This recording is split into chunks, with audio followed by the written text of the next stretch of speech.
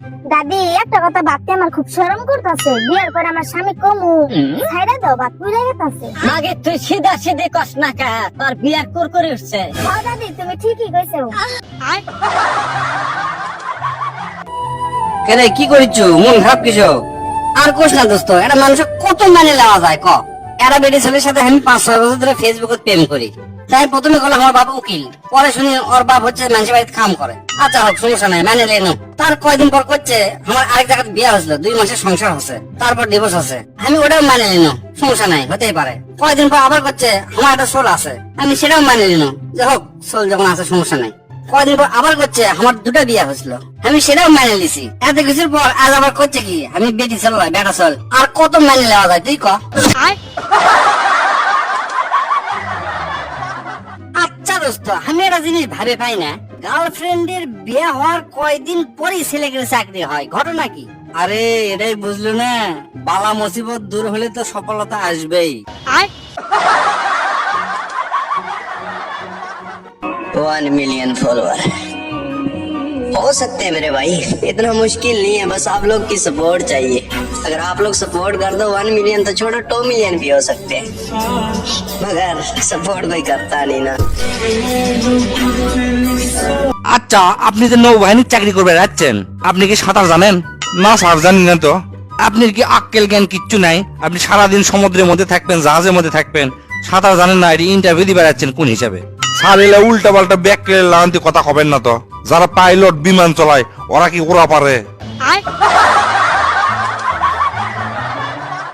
আচ্ছা কত শয়তান ক্যাঙ্কা করে শয়তানি করে, তোকে একটা গপ্প শুনাই, তাহলে বুঝতে পারবো শয়তান ক্যাঙ্কা করে শয়তানি করে। কলে শুনি, একটা গাছের সাথে একটা গাধা বান্ধা আসছিল। শয়তান আসে ওই গাধার বান্ধন খুলে দিল। গাধা সারা পায়ে তো মহা খুশি, পাশে এক ক্ষেতের মধ্যে ঢুকে ক্ষেতের মধ্যে যা আসলে সব খায়া সাফ করে দিল। ওই চাষির বউ এসে দেখে পুরো জমি নষ্ট করে ফেলে দিছে। রাগে বন্দুক দিয়ে গাধা গুলি করে গাধাক মারে ফেলে দিল। গাধা আলা আবার সেটা দেখে সহ্য করবার না পারে, গাধা আলা এক বন্দুক নিয়ে ওই চাষির বউ যা গুলি করে মারে ফেলে দিল। চাষি আমার বাড়িতে এসে দেখে ওর বউ মানে ফেলে দিছে। সেই রাগে আবার চাষি বন্দুক নিয়ে যা গাধার মালিক মানে ফেলে দিল। তারপর গাধার মালিকের সোল বলেরা রাগে খুবই পুরা এলাকার লোক চলে গেল ওই গ্রামত। ওই গ্রামের লোকজন পুরা শুরু হয়ে গেল মারামারি, চরম কাটাকাটি। সেই মারামারিতে অনেক কয়েকজন লোক মরে গেল। তখন কিছু লোকজন শয়তানক জিজ্ঞাসা করলো, তুমি এটা কি কাম করলা? তখন শয়তান ঠান্ডা মাথায় করছে, আমি আর কি এমন করছি তাই খালি গাধার দড়িটা খুলে দিছি। বুঝছো এখন শয়তান কেঙ্কা করে শয়তানি করে? খাবারটা খেয়ে নাও। ইদানিং আমার ঘরের খাবার খেতে একদমই ভালো লাগে না। ঘরের বউ নিম পাতা হলেও উপকার, আর পরের বউ মিষ্টি হলেও সুগার বাড়ায়। চুপচাপ খাবারটা খেয়ে নাও। দাদি, ঠান্ডার দিনে এলো, আমার খালি এখন উঠ ফাটবো। খালি মুখ ফাটবো আর কিছু ফাটবো না। এই দাদি, তোমার খালি শয়তানি কথা। এই বাকি তুই কি ভাবছা আমি পাও ফাটার কথা কইছি? সামনে ইলেকশন আসছে, ইলেকশন নিয়ে একটা শিক্ষণীয় গল্প ক যান সগলির উপকারে আসে। হযরত ওমর রাদিয়াল্লাহু আনহু শাসন আমলে উনি একদিন বের হয়ে পুরো এলাকা হাঁটে হাঁটে ঘুরিচ্ছে, দেখার জন্য কে কি করিচ্ছে, কে কেঙ্কা আছে। কিছু দূর যায় দেখে একটা কুড়ে ঘরের পাশে একটা মহিলা রান্না করিচ্ছে, আর পাশে 2 ছোল খুব কান দিচ্ছে। তো ওই মহিলার কাছে যা ওমর রাদিয়াল্লাহু আনহু করছে, কি ব্যাপার তোমার বাচ্চা কান দিচ্ছে কিসব? তখন ওই মহিলা কয়, আমার এই 2 বাচ্চা 3 দিন ধরে কিছু খায়নি, ক্ষুধার জ্বালায় কান দিচ্ছে। তা তুমি কি রান্না করিচ্ছ? ওই মহিলা কয়, আমি কিছুই রান্না করছি না, পানি গরম করে এমনি লাড়কিতে লাড়িচ্ছে। এই বাচ্চারা যান মনে করে কিছু রান্না হচ্ছে, রান্না শেষ হলে খামো, এই কানতে কানতে যান ঘুমে যায়। তারপর ওই মহিলা কয়, কাল হাসরের ময়দানে আল্লাহর কাছে ওমরের নামে আমি বিচার দেবো। ওমর আমাকে দায়িত্ব লিছে, কিন্তু আমরা কেঙ্কা আছি, খায়া আছি না খায়া আছি কোনো খোঁজ খবর লাই না। এই কথা শোনার সাথে সাথে ওমর রাদিয়াল্লাহু আনহু খাড়া হয়ে গেল, ছুটে চলে গেল তার যে সরকারি গোডাউন আছে সেই জায়গা থেকে কিছু আটা, ময়দা, তেল, নুন যা যা লাগে বস্তাত করে ভরে বস্তার লিজেই ঘাড়ের উপর তুললো। বস্তার লিজেই ঘাড়ত লেওয়া দেখে প্রহরী করছে, বস্তাটা আমার ঘাড়ত দেন না, এই বস্তা আমি ঘাড়ত লিবো। কাল হাসরের ময়দানে যখন আমাকে আল্লাহ জিজ্ঞেস করবে, তখন কি এই বোঝা তোমার ঘাড়ত লিবা?